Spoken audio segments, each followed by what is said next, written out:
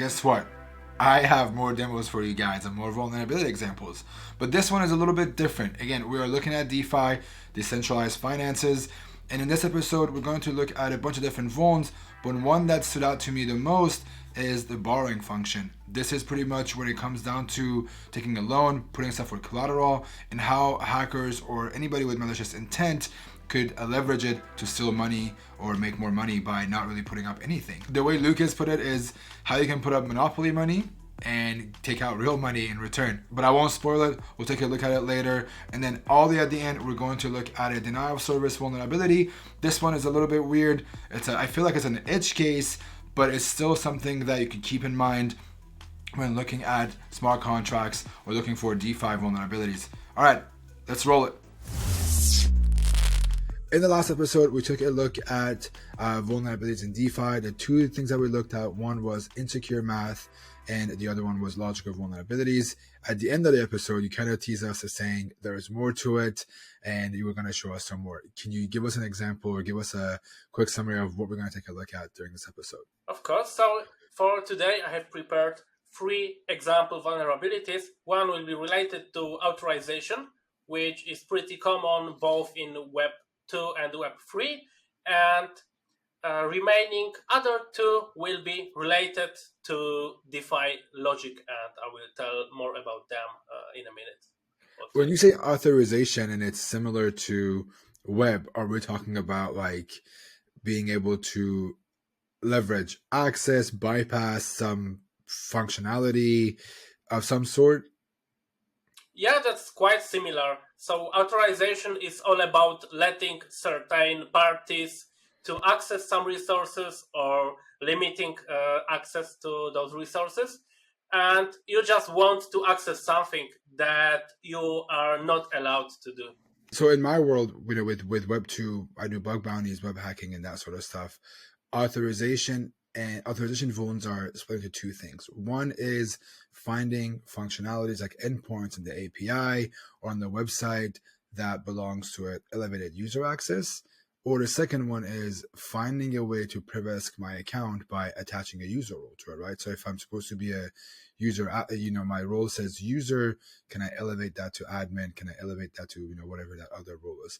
Is it similar to the same thing with smart contracts to be able to say, hey, even though I don't have this role, I want to access this functionality, or vice versa? Can I say, hey, even though my user role is this, I'm going to elevate myself to this other user instead? Exactly. This can also happen in the DeFi world because you are able to programmatically declare some roles or some groups of users that will be allowed to execute certain actions while the rest will not be able to do this. Maybe I will jump to the code which I have prepared for today and just show it on a live example how that can be implemented and how an example vulnerability can look like. Yeah, for sure. If you don't mind, it would be great. So we can actually take a look at how this looks like in Web 3, and then I can also make a commentary on how I can compare it to Web 2, where most of my background is. So what we see here is just a simple token contract. So it's a smart contract designed to be a coin, something similar that we already saw. And what's interesting here in that code, for example, you have an ability to mint a coin, which means you can print that coin. So if an ordinary user can have ability to print a coin, so create more and more amount of that coin, so that will be a critical vulnerability because it's simply like you could print the money for yourself. Here is, however, a sanity check that if you would call this function, even though it's public, there is a require statement which says that caller of this action has to have a minter role, otherwise that error will be thrown. I can even try to call this from any account. It's token contract, this one, and I will try to mint something from myself. So I will copy my address. I will enter an amount, and it doesn't work. Okay, and it says, sorry, error, message sender does not have minter role. So that's exactly this error message, which means we are not authorized to do this. Is there any possibility to bypass it? So first of all, it's not possible to directly bypass it using any kind of trick. Like you could have usually on web servers, there is a huge amount of tricks that you can use to access some forbidden resources using multiple slashes or some special ASCII signs and so on. Here, there is no possibility to do this kind of tricks. But if we look at the code, there is critical logical bug in here, because this is a function which is named pass minter role. So the name speaks for itself. You can just pass the minter role to another entity, and that function is public. And what's even worse, it doesn't have this kind of sanity check.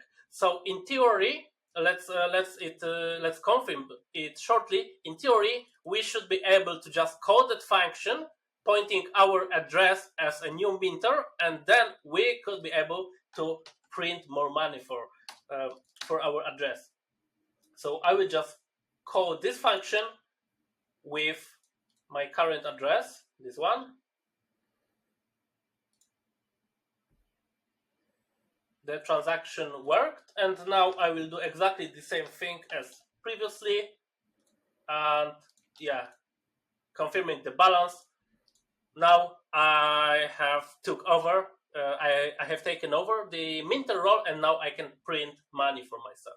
So here was a missing access check that led to that vulnerability. So instead of using the mint rule directly, you first assume the role, because you can access this function directly, and then you're going to that, because they're not, there's obviously not a proper check for it. So it's just pretty much assuming that role and then going to the mint function. Exactly. Well, and then again, I know these are very straightforward vulnerabilities, but I'm assuming large smart contracts that have, multiple roles of, minter and other user roles, if they're implementing a new function or that requires a role, it's easy to miss those because there's thousands of lines of code. And that's if you find that one missing function that's not doing the authorization, then you can assume it and escalate your privileges. So I'm assuming this is common, but it's not as straightforward, obviously, in a much complex smart contract. Actually, this can be as straightforward as this. In Solidity, you can enforce the access control into, let's say, the most basic logic to enforcing access control is either by require statement, so you require the message sender to be something, or you can use a modifier, for example, only owner or something like this. Modifier is something like extension to a function. You can add another if clause or another access check to the modifier. So simply functions that are reserved for privileged users either have some kind of require statement or some kind of modifier. And if there is a function that makes some critical changes, like for example, is able to print money or is able to, withdraw money from the application or something like this, it's fairly easy to see if there is any access check enforced in the code or not. So if there is no any modifier and no any require statement related to who's the caller, so you then can be suspicious about there's probably a vulnerability in here. Wow, okay. So if you're looking at smart contracts, if I'm looking at this, I think one of the first things I would look for through the code is just searching for the keyword role and seeing what roles are being called and what, functionalities are being called to it. and then just seeing if I can assume those roles or call them and look for those checks. Yeah, and also what's worth checking is any function. You can just scan the function names and try to guess what they are doing.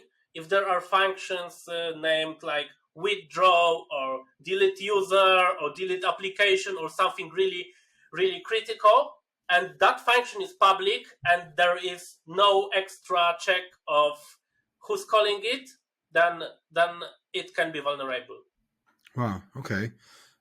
That's really cool. Okay, that's a very good way to put it. I'm just trying to make a mental checklist of things to look at if I ever come and look at these smart contracts. Okay, you mentioned there's other vulnerabilities. What else are we looking at today? I think you said something about borrowing. Yeah, another one will be borrowing. That will be more complex. So maybe first I will just show you the code of the borrowing, and I will also explain what's the borrowing because it's not that straightforward.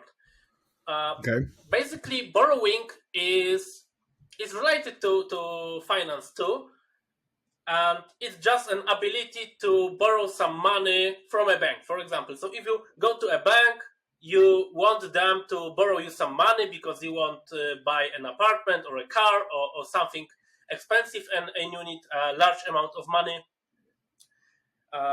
at present moment. So the bank usually will ask you for kind of collateral, like they will borrow you the money, but you need to give them something in return. And if you do not return the borrowed money in certain time, then they will keep your collateral forever, or they will sell it just to have their money back. So that's kind of way of securing. The bank is securing themselves from unreturned loans. So essentially, it's just pretty much the same thing as you do in normal banking. You want to get a loan, you put out something for collateral, and if you want to get that collateral back, you have to pay off your loan and so on, right? But you do that collateral, I'm assuming, with cryptocurrency or Web 3.0 objects or things that are related in that field, because you can't put up your house as a collateral for this. Yeah. At least for the moment, you cannot do this. Blockchain is still developing, but for the moment, you can use only cryptocurrency, and it's still better not to gamble your house. But still, there is also one thing related to this example, because usually when you put some cryptocurrency, for example, Ethereum, as a collateral, there is one thing that you have to be aware of, because cryptocurrency price is subject to really intense fluctuations. So the token that you are giving as a collateral can be worth, like tomorrow can be worth five times more or five times less. The market is usually highly volatile, and on a real application that utilizes this kind of borrowing, you have to constantly monitor if your collateral is still worth the same. For example, a typical borrowing application will allow you to borrow some amount of money if it's worth, let's say, 75%, maximum 75% worth of your collateral. And if you deposit, for example, Ether worth $1,000 and get a loan of $700, let's say, and if your price of Ether drops the next day, then you will have to give the extra Ether to the borrower.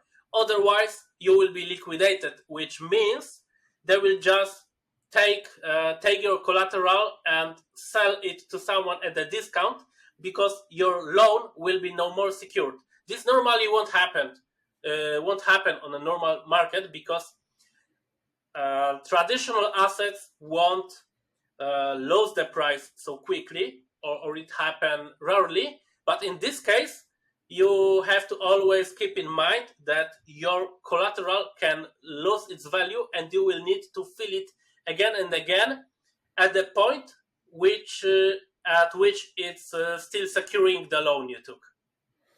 So, in other words, if somebody put up a Bitcoin at at the top of the market when it was $50,000 and it dropped, they have to put up more and more money because of that drop in price. Yeah. So if you deposited Bitcoin as a collateral when it was worth 50,000 and now it's worth like 16,000, then Yeah. your collateral is worth the same. So it dropped almost 3 times. So you'd have to add 3 or 4 more to make up for that difference. Got Exactly. it. Okay. So how do you exploit that? How does that work in the sense of like looking for vulnerabilities when it comes down to borrowing? Well, to be honest, this example will not be about the collateral. I just wanted to highlight that it will be a bit simplified because we will not care about price fluctuations. But of course, this can be also an attack vector. It's a Right. more complex scenario. But in this case, we will have another example of vulnerability. And what we'll be doing here, we have a function that allows us to borrow some kind of token. It's named othercoin. It's named other coin. It's already defined in the application. It's one of the tokens that is deployed. And here, for simplicity, the collateral price is constant, so it will not be subject for any fluctuations. We can always take a loan, just giving 1 Ether as a collateral for 100 tokens, or we can even pay more Ether for 100 tokens, but it's the minimal price of the token. So if you would like to borrow some tokens, let's try it actually. Okay, so now I will borrow some tokens from the application. So I need to specify the amount. Let's say it will be 190, and in order to be able to borrow that, I will need to send 2 Ethers along with my request to put them as a collateral here. And now I will check my balance. Indeed, it's 190, so that's what I requested. What's next? So I can now use those tokens somehow. I can, for example, try to put them in a vesting or something like this, still keeping my Ether as a collateral, because at this particular scenario, I don't have to worry about Ethereum price drop. But if I want to receive my Ethereum back, I will need to return this amount of tokens again using function named payoff. And I'm lucky because that application allows me to return the tokens at exactly the same price as I was borrowing. So that's pretty good. But here is a vulnerability which allows me to receive my Ether back without paying anything. What's that vulnerability? If you pay attention to arguments of that function, it takes some payoff token as an argument. And it's different from this function borrow, because function borrow took just an amount as an argument, and function payoff takes not only amount but also the token. So here we can start to be suspicious about this, because here the token was hard-coded and chosen by the bank, which is good. But here we can specify the token in which we are paying back the loan, and that can be any arbitrary token, and we as a user of Ethereum blockchain can deploy any token, and that's the vulnerability here. I have already created some token. I just modified the standard ERC20. That's fairly simple to find example on the internet. I named it fake token and already deployed that token here. So it's named my ERC20. Here is the contract name. And what I will do even I can deploy that again under my account, so I am sure that I will be able to mint the token. So here is the contract. I can just deploy it, and I have address of that contract here. Before I use it, I will need first to mint some amount of that token to me, and also I will authorize the bank application to spend some of the tokens, so I will be able to repay the loan with a crafted token. So now I will copy that address, and I will use the payoff function, input address of that token, and let's say I will pay back 190, so the exact amount I just borrowed from the bank. And first checking my Ethereum balance, it's 97. So after that operation, I should be able to get my Ethereum back. And as you can see, the balance of the contract decreased, and I received an Ethereum in return. I can try again if that works. And I am still receiving more Ethereum, paying the loan back with a fake token. So that can be compared to a situation when you go to a bank and repay your loan with the Monopoly game money. So that's something like this. So you practically at this point are creating a fake token and paying the collateral back in that fake token. No, sorry, you're paying back the tokens and the fake token to get your collateral back. Yeah, exactly. So now I have my collateral back and also the extra tokens from the bank that I got from the borrowing functions.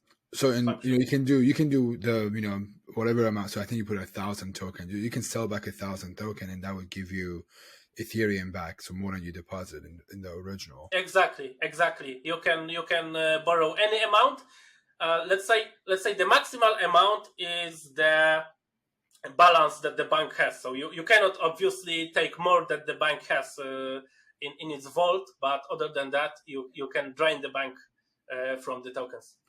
I feel like I've heard a similar story to this in the past couple of months or year. Is that something that's happened to any of the smart contracts before?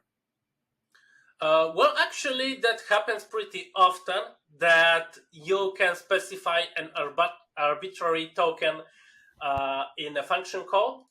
Let's return back here. So yeah, that vulnerability is in oh, sorry, that's not that function. It's this function.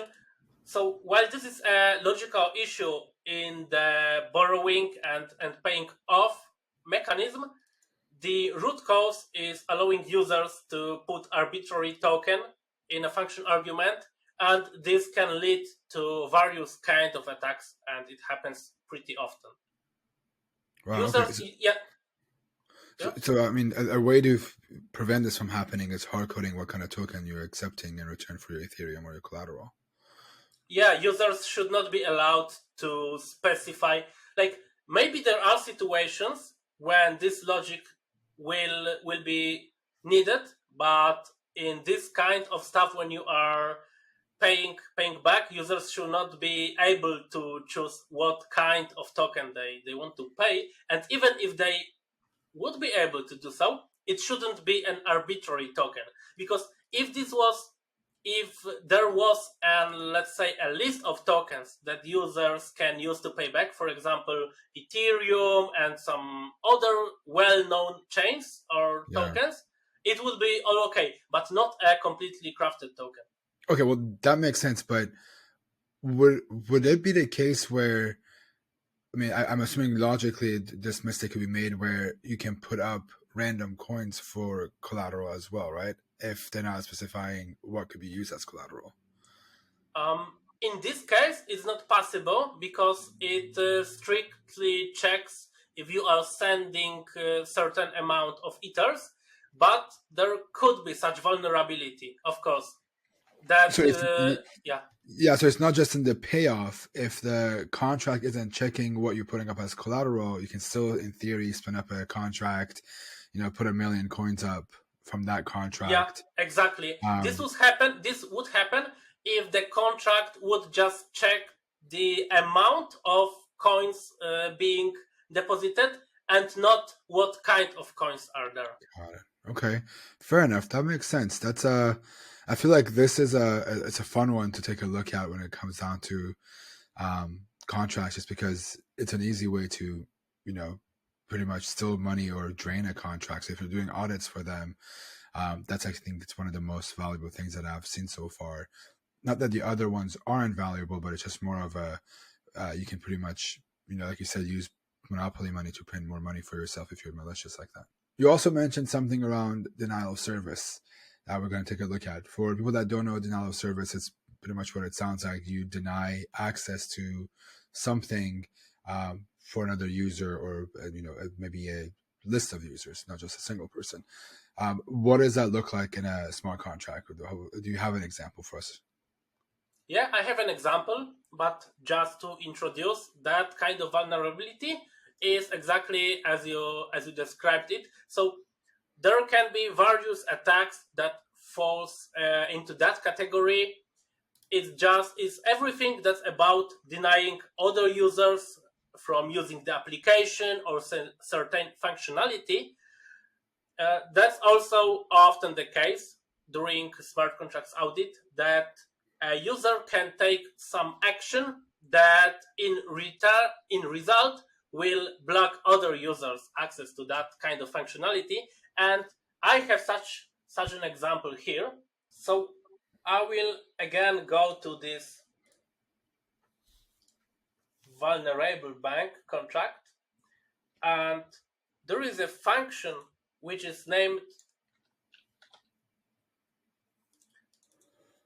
deposit to saving account and withdraw from saving account. The code is pretty long, but its logic is fairly simple. I can just quickly walk through this code and describe what's happening here.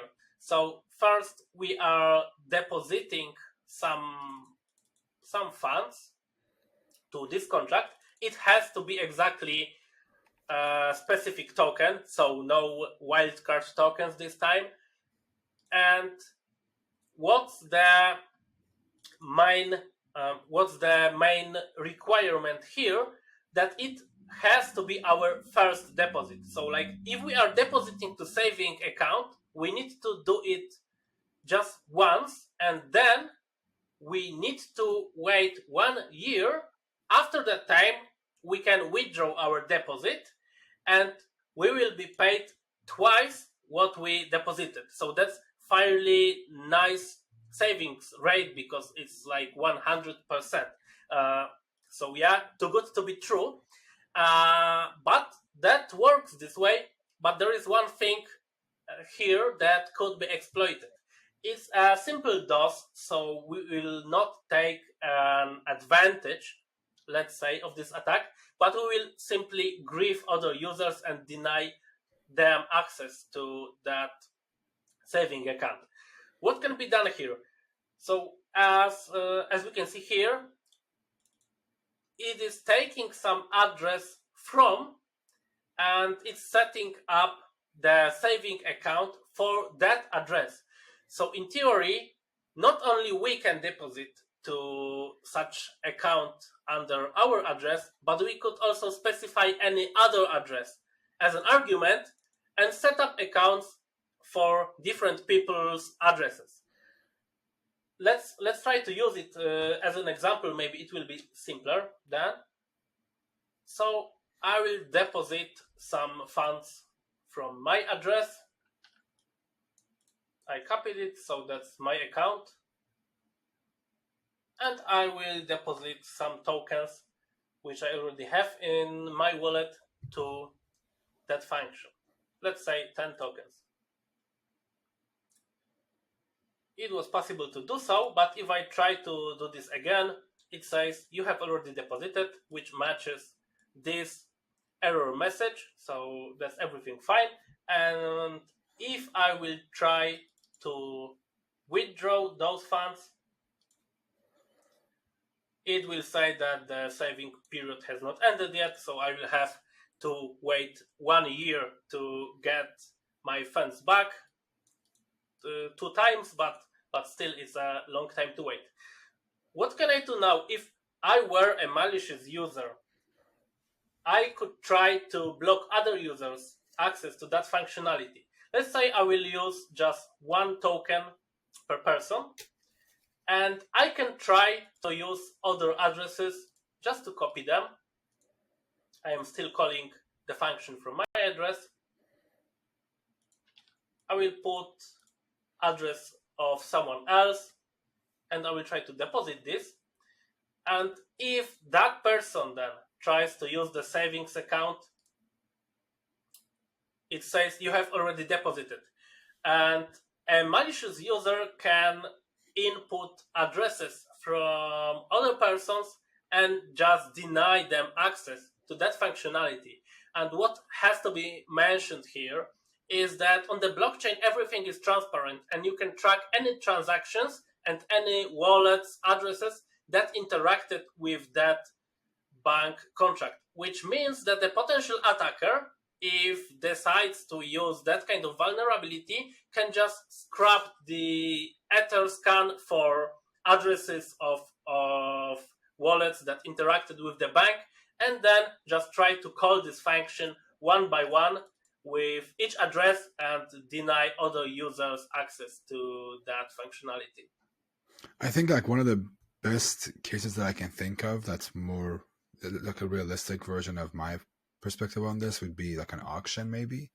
So if something's up for an auction, you can only bid on it once or something like that, once every couple of hours or whatever that is. You can pretty much, if you know the list of all the previous bettors, you can pretty much put them in there for a small tiny bet and making sure you get a top bid and pretty much purchase that auction, if that makes sense.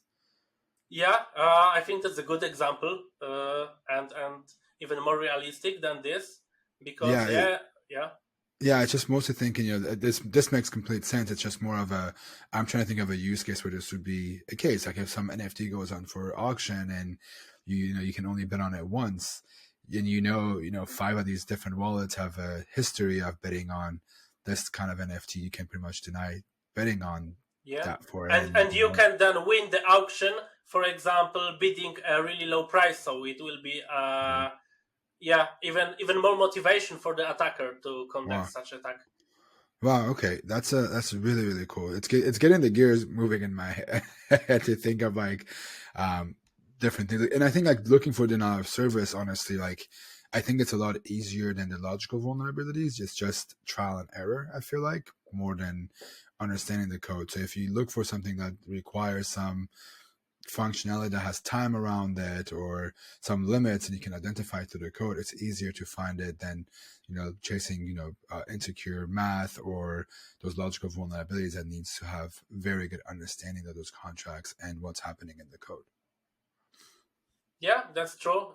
Just as you said it, you need to look for specific conditions that are, for example, blocking access to something, and then try to find a place when you as user can alter those conditions, and it should be good base for fighting this kind of vulnerabilities.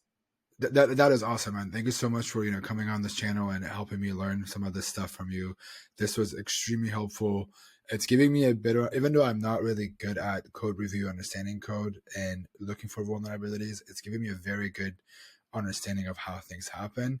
And as I've seen more and more things in the news and I've looked up news articles, it's become easier to understand what could have gone wrong because I have context of how these things happen in the background based on the things that I've learned from you, Pablo, Fran, and everybody else. Yeah, hopefully maybe you can try to hunt also Web3 bugs in the future. Thank you too.